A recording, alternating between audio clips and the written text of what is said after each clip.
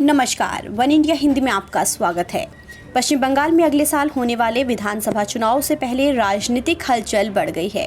BJP की ओर से बंगाल की कुर्सी के लिए सियासी गुणाभाग खुद गृह मंत्री अमित शाह कर रहे हैं।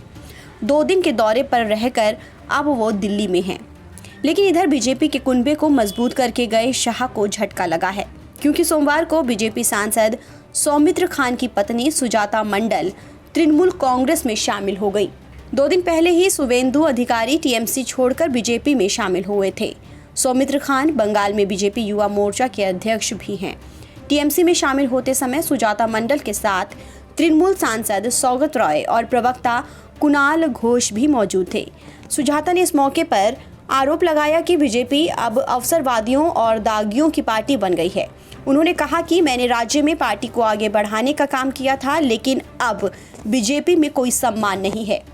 एक महिला होने के नाते मेरे लिए पार्टी में रहना मुश्किल था। सुजाता के टीएमसी में शामिल होने पर पति सौमित्र खान ने पत्नी के टीएमसी में शामिल होने पर अनभिज्ञता जाहिर करते हुए कहा कि मुझसे बातचीत के बगैर ही पत्नी ने ये फैसला लिया है।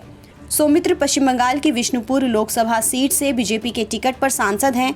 अब सुजाता मंडल के टीएमसी ज्वाइन करने से उनके पति और बीजेपी सांसद सौमित्र खान नाराज हैं। उन्होंने सुजाता को तलाक का नोटिस भेजने की तैयारी की है।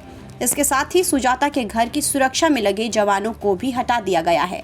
बताया जा रहा है कि सौमित्र खान और सुजाता के बीच कई दिनों से अनबन चल रही थी। पर्दे के पीछे चल रही लड़ाई अब खुलकर सामने आ गई है और अब पत्नी सियासी लड़ाई लड़ने अकेले निकल पड़ी हैं। शुभेंदु अधिकारी के बीजेपी में शामिल होने पर सुजाता मंडल ने कहा कि मुझे समझ में नहीं आता है कि दागियों को शुद्ध करने के लिए किस तरह के साबुन का इस्तेमाल किया जाता है।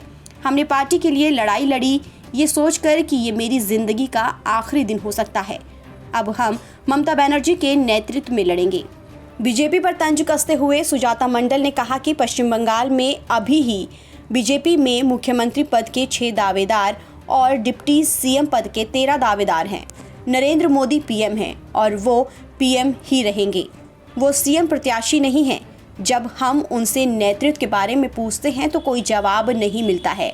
पिछले चुनाव में सांसद सौमित्र खान की पत्नी सुजाता ने बीजेपी की जीत में एक महत्वपूर्ण भूमिका निभाई थी और उन्होंने बांकुरा में प्रचार किया था। दिलचस्प बात यह है कि पूरे चुनाव प्रचार के दौरान मौजूदा तृणमूल कांग्रेस सरकार ने सुजाता के बांकुरा इलाके में प्रवेश करने पर प्रतिबंध लगा दिया था। फिलहाल इस खबर में इतना ही। देश और दुनिया की तमाम खबरों के लिए आप बने रहिए वन इंडिया हिंदी के साथ।